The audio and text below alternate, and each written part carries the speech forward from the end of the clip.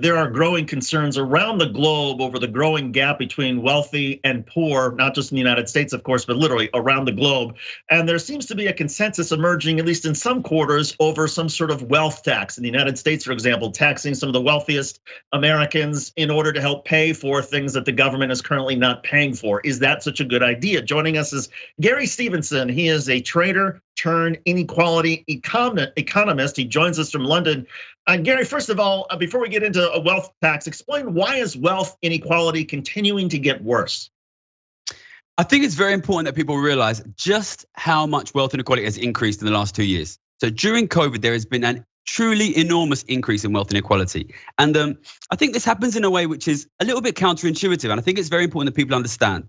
Because the first thing is the government gave out an enormous amount of money during COVID, $4 trillion. That's truly enormous. It's about $15,000 for every adult in the country. Now, in many cases, that went directly to people who are poor and in need. So I think people might think this would perhaps be good for inequality. But you need to take it in a broader context of what's happened during COVID. So during COVID, there was a cancellation of a lot of spending, but not all spending, okay? If you're a poor or ordinary person, and most of your spending is on rent, mortgage, food, bills, those expenditures remained during COVID. The kind of expenditures which disappeared during COVID were luxury and non-essential spending. So who has the most luxury and non-essential spending? Basically, it's rich people. So during COVID, rich people massively stopped spending. Now, that causes two problems. One is that spending drives ordinary people's wages. The other is, if they don't spend it, then it starts to accumulate in their bank account. So when the government came in and basically supported the incomes of ordinary people, they didn't do anything about the massive amount of money accumulating in rich people's bank accounts. So essentially the government has taken the place of the rich, and money which used to flow around in a circle has now flowed in a line from the government to ordinary people and ended up accumulating in rich people's bank account. So the end result is $4 trillion accumulating in the bank accounts of the rich. That's $15,000 for every American adult. If you out there do not have $15,000 more than you had before COVID, some rich person has got it. Now, some of those rich people obviously are getting wealthier, not because of productivity, but because their value of their paper is going up. But what about the argument that some very wealthy people who create a very good product or who are very productive with their industries are benefiting because of that productivity? Listen, I've got nothing against rich people, okay? I'm a rich person myself. I've made a lot of money by betting that inequality would destroy your country's economy. So listen, I'm the best person to ask, okay? I've got nothing against rich people. I've got a lot of money and I've made a lot of money during COVID. But the problem is, if you give the rich people $4 trillion, and I really cannot label enough how much money $4 trillion is. Like if I was to come to you 3 years ago and say, imagine the government just printed $4 trillion and gave it to rich people, what would you say would happen? Well, if you just said that to me, I would say, well, probably it will push prices up and it will cause a cost of living crisis for the people who didn't get the $4 trillion. And I'm not just saying that now. People can go and look at the videos I put out on my YouTube 2 years ago saying, look, the government is printing huge amounts of money. It's going to rich people and it's going to cause inequality to rise, house prices to rise, stock prices to rise, and a cost of living crisis of inflation for ordinary people. That is what happens if the government gives $4 trillion to rich people. So look, I've got nothing against rich people. I don't hate them. You know what I mean? I've worked with a lot of them. Some of them are even quite nice if you get to know them. But the truth is, this is the cause of the cost of living crisis. And it's meaning that ordinary Americans can't feed their kids. What could the government have done differently, though, during the pandemic? If the goal was, okay, let's help people who are struggling, who've lost their job. I mean, I suppose there could have been some sort of means testing in a way, but there was some sort of means testing towards focusing this money on people who direly needed it. Listen, 100% give the money. You have to give the money. Every country in the world did that because you have to do it. But if you are going to print $4 trillion and give it out, you need to do some back of the fag packet calculations and say, look, who is going to end up with this money? Where is this $4 trillion going to go? You can't give out $4 trillion without doing some analysis of where the money is ending up. Because all the statistics now show that money is ending up with the richest people in the country. So the problem was not, look, the problem wasn't helping people with the money. It's that it wasn't accompanied by not only analysis of where the money went ended up, but also then some means of getting the revenue back from the wealthiest people who were seeing their wealth grow even more. Yeah, I think there just has to be a little bit of understanding, which is, look, this is an emergency situation. We need to give money out, but it is going to cause a transfer of $4 trillion of wealth from the government to the richest. And that is going to cause an economic crisis. this analysis should have been done at the beginning, and then we should say, okay, well, the rich are going to get $4 trillion. We will need to get some of that back. Otherwise, we will cause this sort of crisis. And I know it was an emergency situation, but the analysis was missing. $4 trillion has transferred from the US government to the wealthiest people in the country. It is the largest and quickest ever increase in wealth inequality in the United States. If you are going to have the largest and quickest ever increase in wealth inequality, then that will be associated with the largest and quickest ever decrease in living standards for ordinary people and increase in living standards for the rich. This is not rocket science. And my biggest concern is that right now, this cost of living crisis gets blamed 100% on Vladimir Putin and Russia, because you can see it happening in the media now.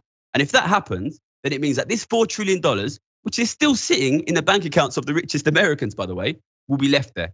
And they will use that to buy houses that your kids need, to buy stocks and shares that you need for your pension, to drive up wealth inequality to even higher levels. And we will see an economic disaster, and we are seeing it. One of the efforts to try to rectify part of the solution has been in the United States. Senator Elizabeth Warren has proposed a wealth tax.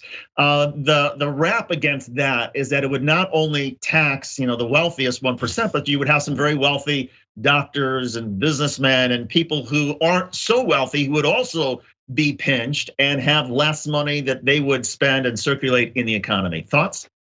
Yeah, look, I'm a strong campaigner for wealth tax. I've been supporting it for a long time. And what I always say when people say this is, look, I'm not about taxing people with $1 million, okay? I'm about taxing people with $100 million, okay? The average billionaire in the US has seen their wealth double in the last 2 years during a crisis in which increasingly ordinary people can't afford to heat their homes, okay? These guys, if you allow these guys to take more and more wealth, they will use that to buy the rest of the homes. I'm not just saying this. I've been betting on this for 15 years and I've made millions of pounds doing it, okay? If you allow these guys to accumulate more and more wealth, they will eventually take everything and you will see an economic disaster, and we are seeing it. So look, if you're out there and you're a doctor or a lawyer, you are not my enemy. You know what I mean? I was a banker myself, I've got money, and I'm willing to pay a bit more. But the problem here is the super, super rich.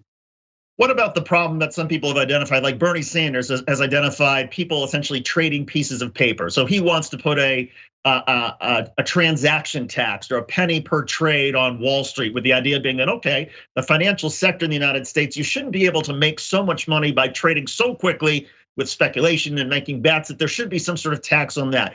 Does that make sense in your estimation?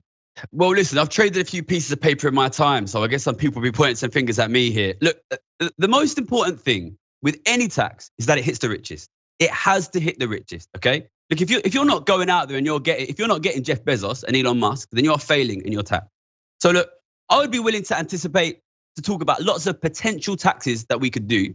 The most important thing is that you catch the richest. You have to catch, because I know people out there will be looking at me and saying, you're going to bring a tax in, the richest will avoid it, and you're going to hit me. That's not what I want to do. I want to bring a tax that is well designed, well planned, and hits the richest people in the country. You mentioned, and you've been correct on a lot of things like inflation, on the wealth transfer, on all the sort of side effects, housing prices going up. Given your track record, let's ask you a little bit about the future. What do you see if nothing changes? What do you see happening over the next year or two in the United States with the economy? David, I'm not going to sugarcoat this for you. This is going to be a disaster. This is genuinely going to be a disaster. I'm sorry, but look at what's happening already now, okay? There are increasingly people can't afford to feed their families, all right? Winter's going to come and half the country is going to be struggling to heat their homes. That's what's going to happen. And then you've got another 20, 30% above that have an extra 2,000, 3,000 extra cost of living. Well, that's the money they needed to go to the shops, to go on holiday, to go to the bars, to go to the cinema, to go to the theater, right? These guys can't go out anymore. This money that is being sucked out of ordinary people's purchasing power, that is the money that drives the economy. And if you take that money away. And do you see inflation continuing at the current pace? I mean, a lot of economists would think, well, inflation will probably taper down by the end of the year. How do you see it? Listen, inflation will eventually normalize. But the point that I want to make is, even if inflation normalizes, that doesn't mean prices go back to where they were.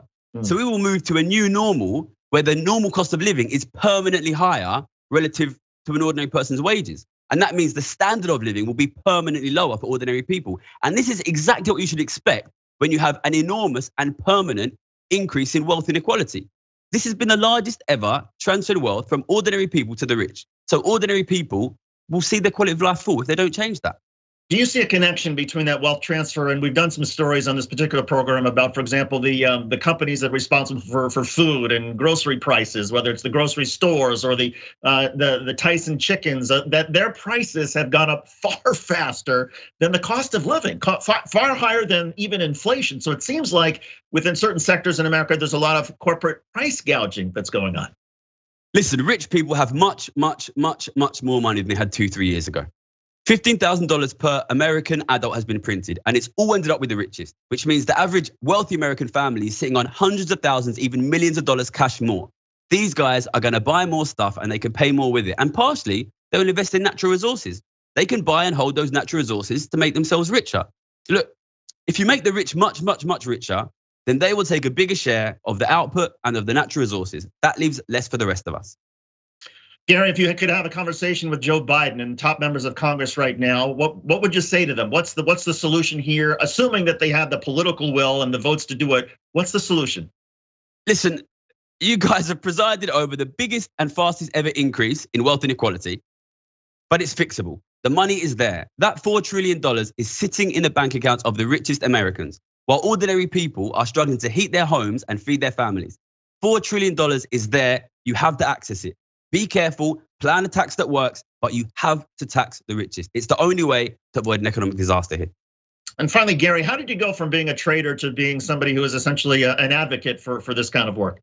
Oh, well, I don't have much time, but yeah, I'm from East London, near the financial centre. I went to the London School of Economics, and actually before the financial crisis, Citibank used to hire one trader a year through a card game, which is basically a maths game. I'm good at maths, I'm good at games, so I entered that and I won, and yeah, I became a trader, and I was quite a good one. If people want to know more, they can check out my YouTube, Gary's Economics. Lots of information there. Okay, Gary Stevenson, he's a trader turned inequality economist. Gary, good of you to join us. Thanks for being with us. We appreciate it. Thank you.